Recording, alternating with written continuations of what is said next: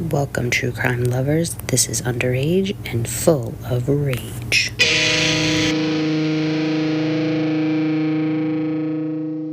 Welcome, everyone, to another episode of Underage and Full of Rage, the podcast where the convicted are minors and their crimes are anything but. I am your host, Becky, and with me, as always, is my co-host, Adam. Hello. Hello. So today we're going way back to the 1800s in Boston, and we've talked about this before, but when I hear 1800s, I immediately think of smelly. It's hard not to. So everyone knows Boston today, but in the 1800s, it looked a little different, as this was the time frame where Boston started to transform from a port town to an industrial city with its city limits, city lines. Well, I guess that's the same thing, right? Yeah, I think so. Right, your city lines, your city limits. Yeah, sounds right? Roughly the same. They, because they expanded from 1.5 to 40 square miles, which... It's a big jump. Yeah, I was going to say, I feel like that's a pretty decent change in size. So with this came a significant growth in its population, especially between the years of 1820 and 1880. According to the Boston Globe, during this time, Boston's population grew more than 8-fold, which I've never heard that term. I've only ever heard 10-fold. Yeah, that's an odd one. So it said that by 1880, there was a reported 114,000 immigrants in the city, which was nearly a third of its population, with Irish immigrants obviously making up majority of this. Makes sense. So our story starts in 1859 when Jesse Pomeroy is welcomed into this world. And according to Jesse, his life was never easy. Born with a defect in his eye that caused a white film to form over his pupil, Jesse was obviously immediately casted out from day one, and unfortunately he was a huge target for bullying. The bigger and stronger kids relentlessly and viciously targeted Jesse every chance they got, so he, in return, would find kids who were weaker than him and pretty much do the same. I just wish I could understand bullying. Being a dick. Yeah, I don't understand why, what makes you get joy out of, like, torturing another human, I guess? I don't know. Yeah, I just don't get it.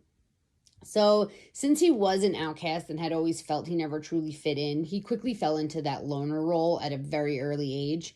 Now, there are a lot of stories out there that say Jesse was obsessed with reading these quote-unquote dime novels, which were stories back then that were just riddled with blood, sex, gore, and mayhem. But this is actually not true, or exactly true, I should say. The kid did read a lot. Obviously, he didn't have much else to do. There really isn't much to do in the 1800s. And when you have no friends, yeah. So, I mean, the point, though, is that he wasn't just, like, sitting there day in, day out just consuming endless amounts of disturbing material, and that's kind of like what the media did back then. They made it seem like he was just, like, this deranged... just like today. Yeah, like, he was obsessed with this crap, like, it wasn't, like, BTK status where he was actually obsessed with that crap. Really. Yeah.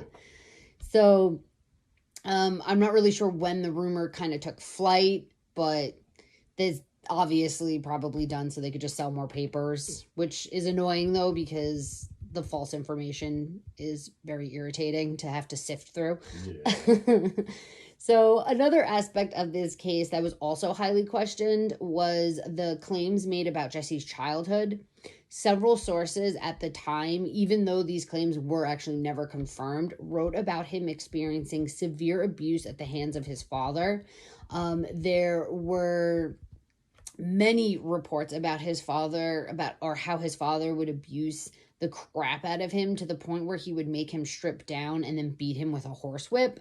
However, where this came from, I am not sure, and whether it is even true or not is also something that is highly up for debate. What we do know is that his father didn't stick around too long, because by 1872, his dad is out of the picture when Jesse's mom, Ruth Ann, picks up and moves Jesse and his older brother from the East Boston area down to South Boston. But we'll come back to this. Irish. Yeah, we'll come back to this. So Ruth Ann was probably the only person who ever offered Jesse any type of compassion. And when it was discovered that the young boy was torturing and killing small animals, she believed it was a reflection of how sad her son was and that his behavior was simply a response to the harsh bullying he was receiving day in, day out, from his peers. I can see it. Yeah. Not really. Well, I get it, but I don't know. I feel like it should bring it to somebody's attention. It's the 1800s. Yeah, that's true. What are you going to do, Times were very different then. So you even knew that there were small animals being killed. That's a very good point. So it would soon be discovered that Jesse was torturing more than just animals, hence the abrupt move. Beginning in the earlier months of 1872, children in the city of Chelsea, which is a northeastern suburb of Boston and where the Pomeroys were currently living, started being targeted, with some of them being tortured with knives and pins and some even being left permanently disfigured. The first child to be discovered was 7-year-old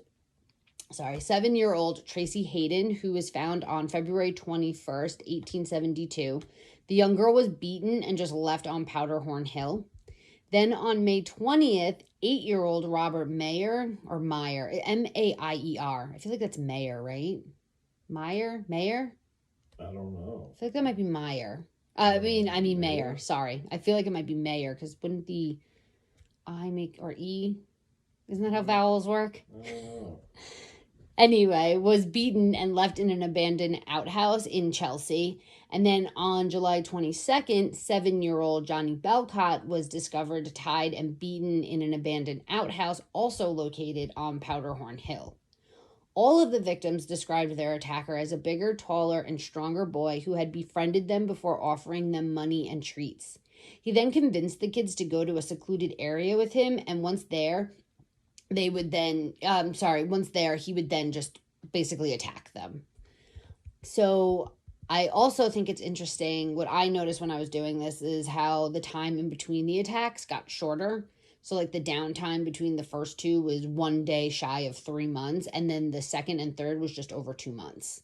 That's progressing. Yeah. So then on July 28th, which is only a few days after Johnny Belcott was found, the Boston Globe reported about a fiendish boy who was believed to be responsible for the attacks.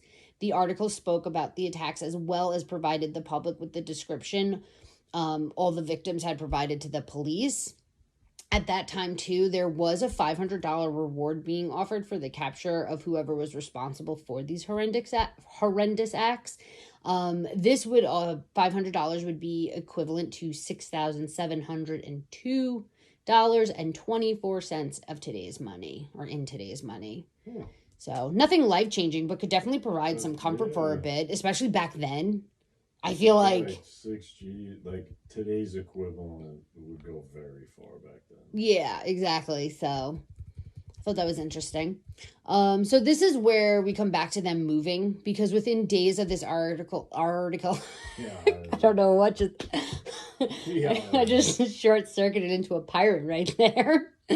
Within days of this article being published, since it did have the description of the attacker, Ruth Ann abruptly decides to move her 2 sons out of the area and into South Boston. So at this time, Jesse is only 12, as his 13th birthday wouldn't come until that November. Once in South Boston, Ruth Ann opens up a dress shop with a newsstand right next to it. Interesting enough that after the Pomeroys move on August 2nd, the attacks in the Chelsea area suddenly stop. But, you're right, coincidence? Big coincidence. Exactly. But in South Boston, similar incidents start to surface. And by August 17th, so they moved on the 2nd, and by August 17th, 7-year-old George Pratt is found beaten. And then on 9/11, Joseph Kennedy, also 7, is lured to an empty boathouse by Bay Salt Marshes, where he is beaten and cut with a pocket knife. Shortly after this attack on 9/17, 5-year-old Robert Gould was discovered by railroad workers tied to a telegraph pole, and he too was beaten and slashed by a knife. Nothing to see here, folks. Just timing. It's just coincidence. Right? Clearly, also, the assailant is escalating. Downtime in between killings is getting shorter and shorter, going from a couple of months to a couple of weeks to only a few days or so, which... That's a rapid jump. That's crazy. That's like stuff that you saw towards the end of Ted Bundy's run. Yeah, it was like a spree. Yeah, like where he just started getting like, gotta get it in type of deal. So... with the random attacks happening and pretty much no answers, police needed to find something and preferably a suspect.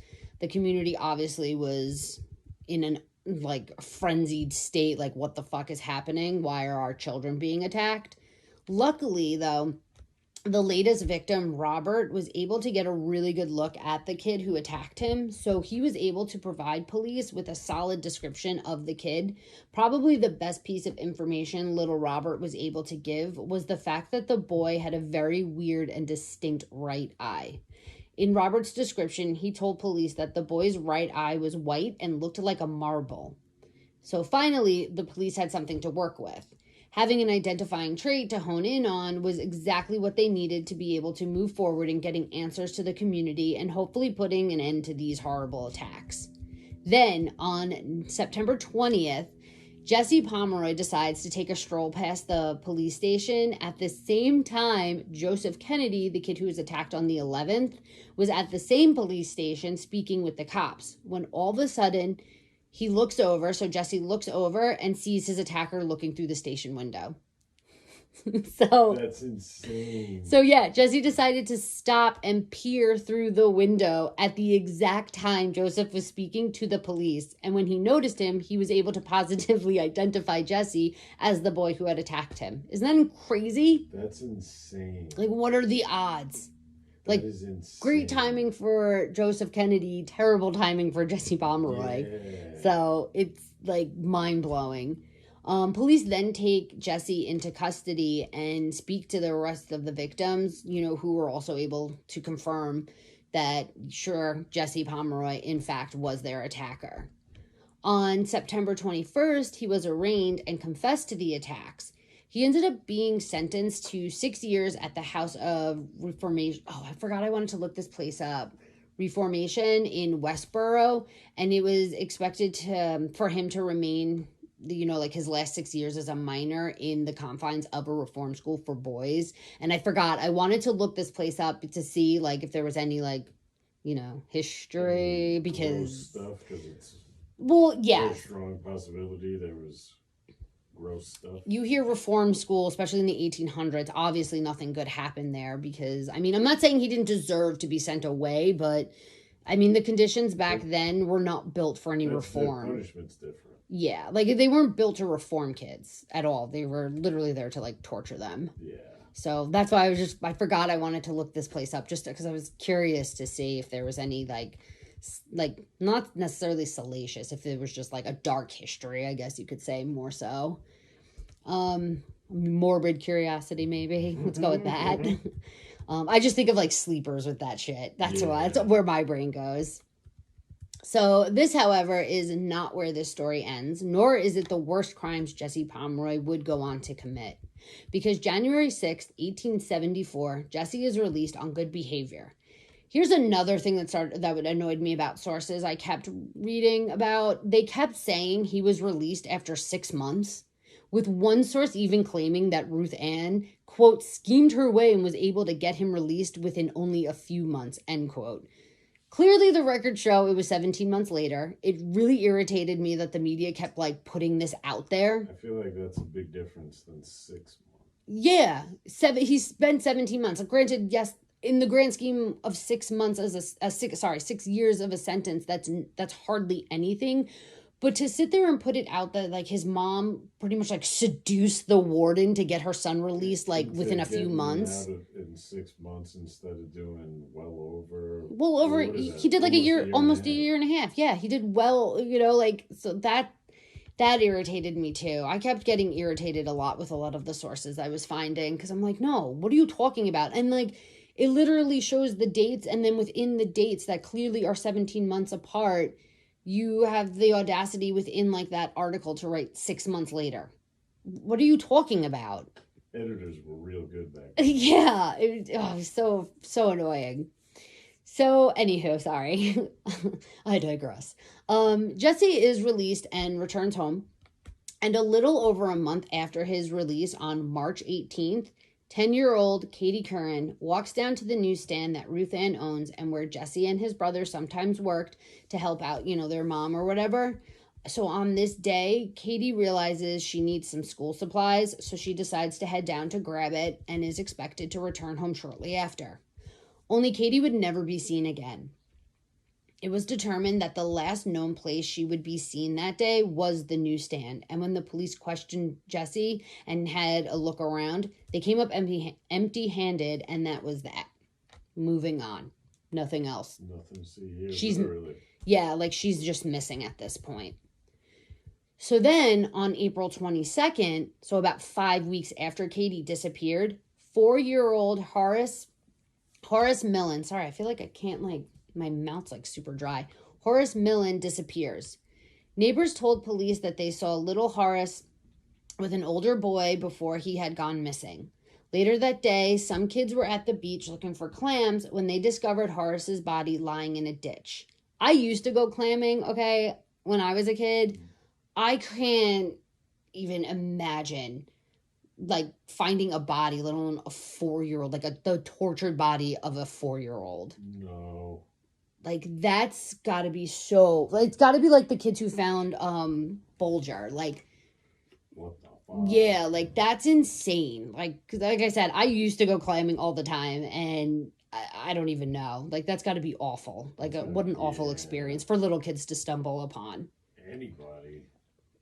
Yeah, true. So it was reported that Horace's body was mutilated with his genitals almost being completely cut off, and he had stab wounds in the shape of X's across his body. He also appeared to be set on fire. At the scene, there was a boot print left in the sand, so when police hear that Jesse was seen that day with scratches and blood on his clothes, the police decide to go speak with him.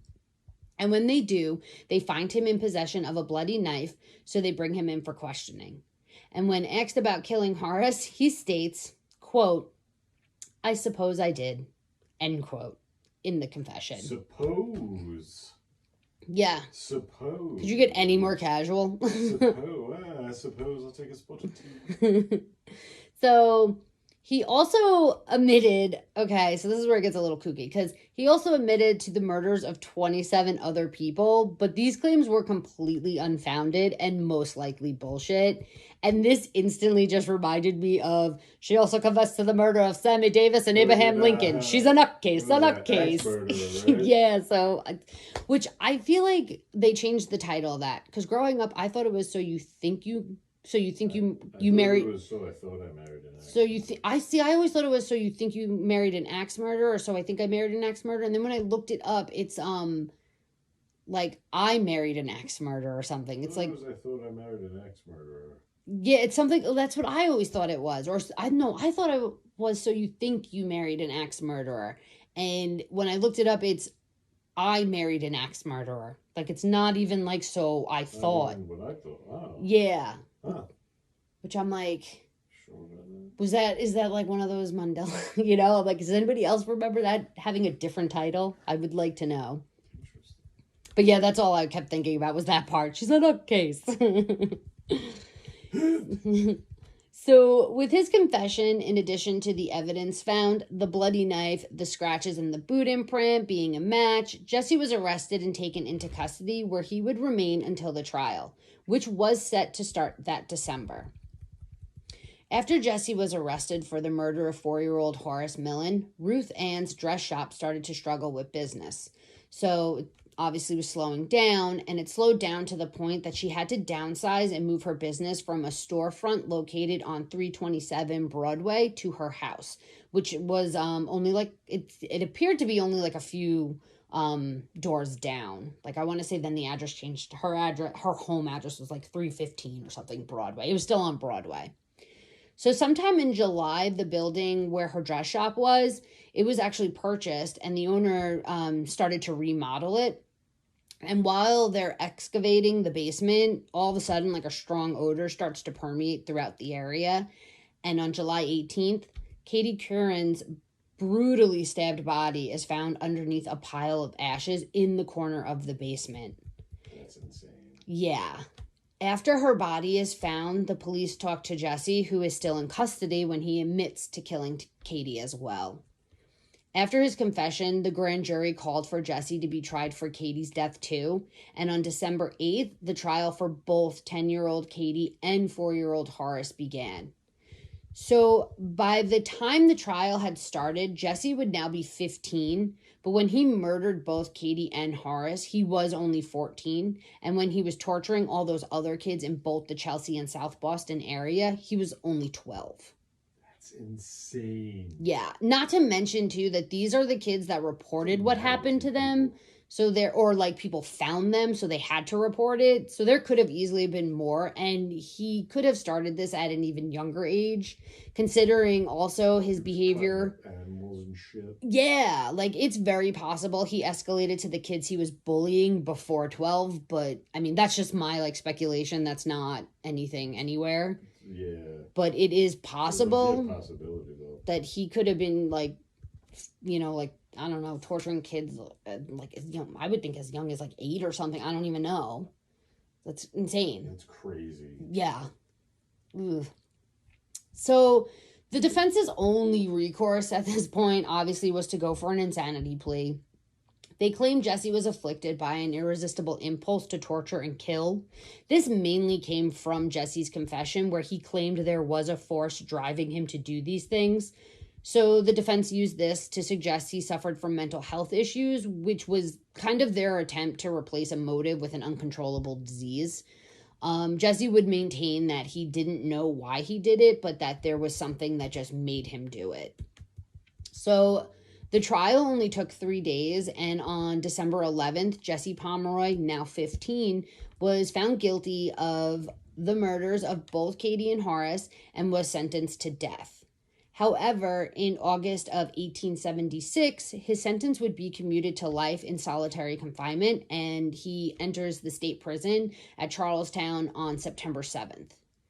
The Attorney General said that Jesse consistently displayed unusual talent and shrewdness. His acts were not to be classed under the head of insane conduct, but of depravity. People were left wanting answers and, needed a reason for why Jesse did this. So multiple experts, of course, were hired to evaluate him. And of course, they all had their own assumptions and conclusions for why at just 12 years old, Jesse started torturing young kids. Now, don't forget, he also had been torturing animals before this. So I feel the need to repeat that is that his disturbing behavior began at a very young age. Like, I feel like that's very important to understand. The fucking with animals, yeah, like it came to light at 12 years old. He was torturing kids, but he's been torturing animals for God knows how long, which apparently his mom knew about. So I mean, yeah.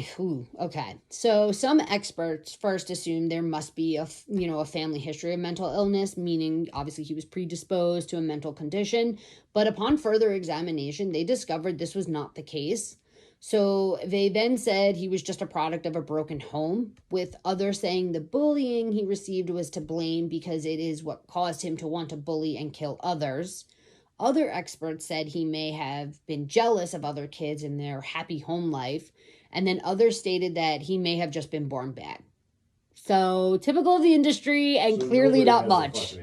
Yeah, not much has changed. I mean, when it comes to diagnosing and definitive answers, everything is always a possible cause or most likely. Like, it's surprising because it's like the 1800s in the UK that somebody didn't pop up. Like, in the UK, we're in Boston. Oh yeah. What the fuck are you? I'm lost. Apparently.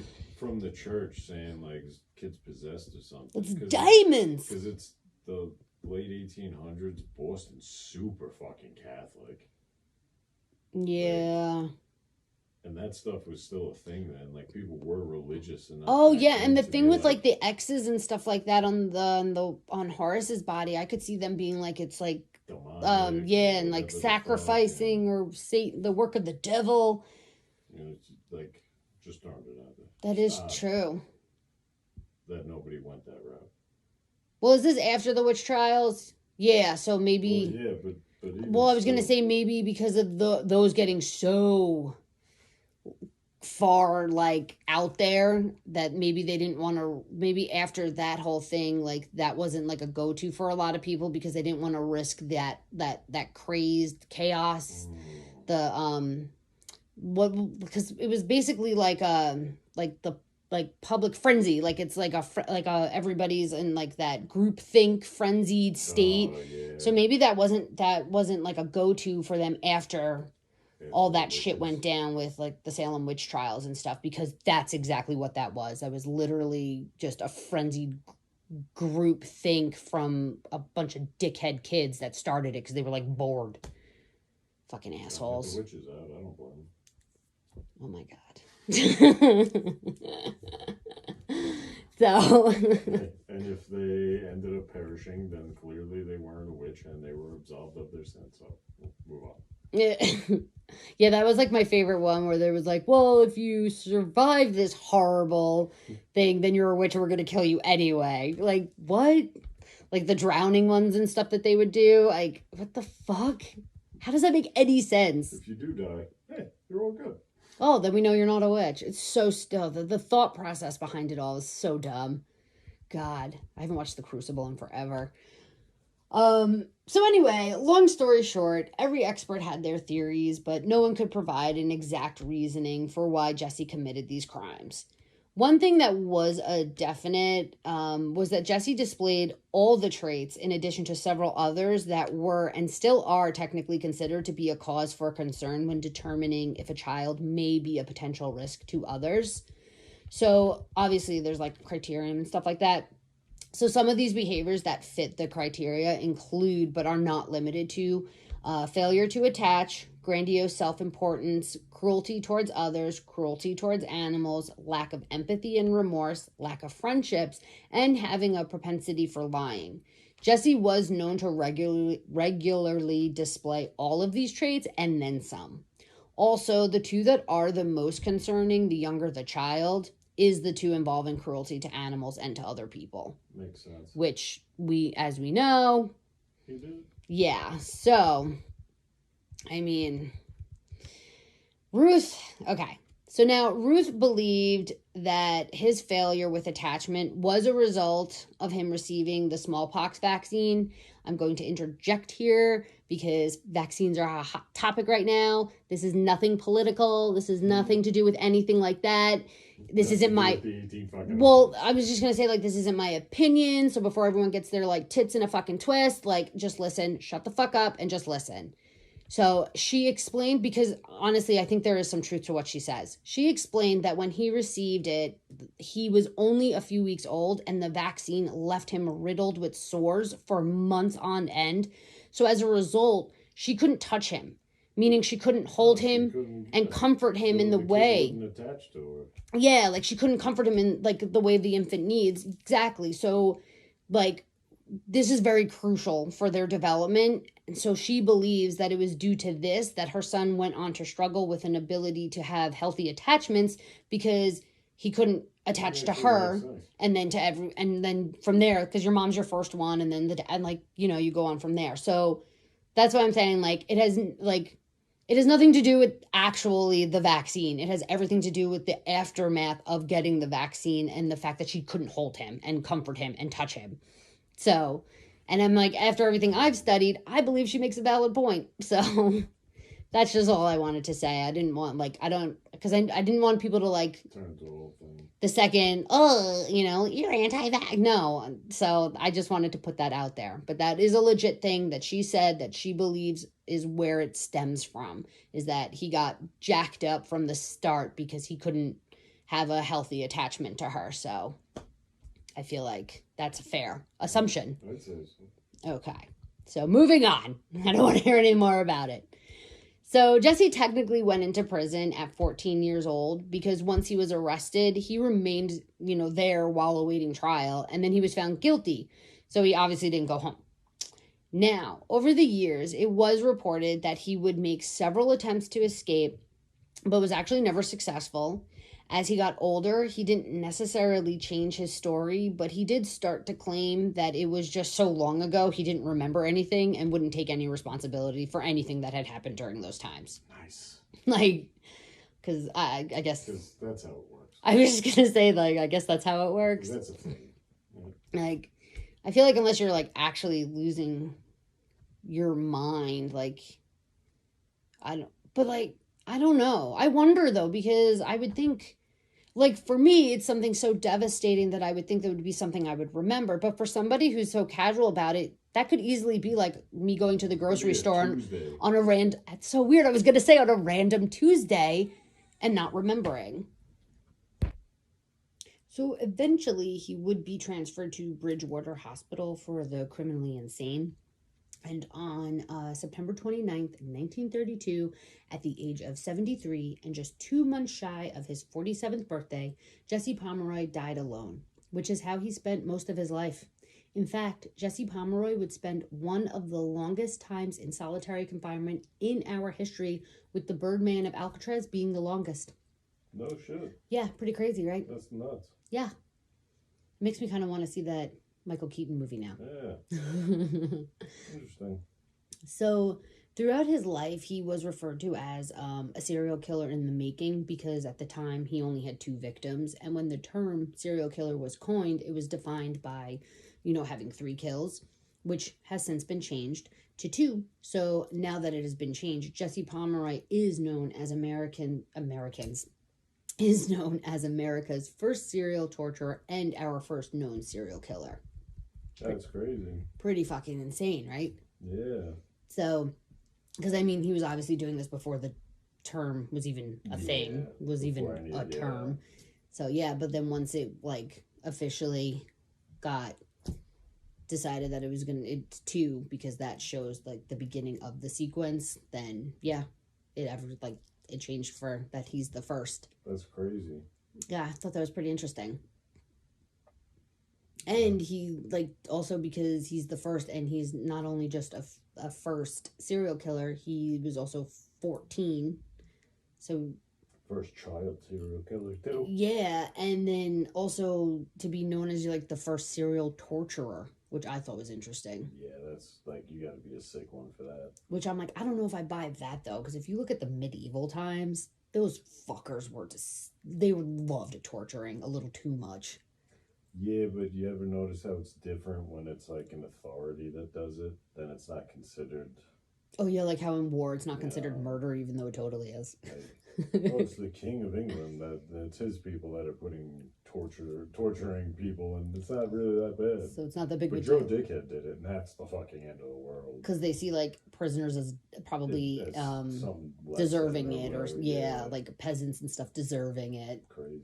I'm you're still crazy. Very, very sadistic. People were nuts back in the day. Yo, medieval times sadistic. It's I'm very thankful I did not grow up then. Yeah. I probably wouldn't have lasted long. And with that, everyone, that was the awful murders of 10-year-old Katie Curren and 4-year-old Horace Millen. So that means it is now time for our shithead of the week. Adam, who do you have for us?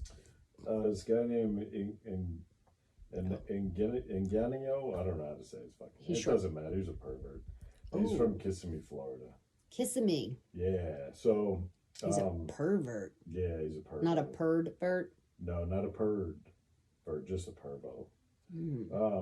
So the sheriff's department gets a call about some guy at a Starbucks. Mm-hmm. So the sheriff's department shows up, and it turns out this guy just whipped it out on the patio and started beating his meat. Because, that's apparently what people do these days in public. When did this happen? 22. Oh, recent. 3 years ago? Yeah.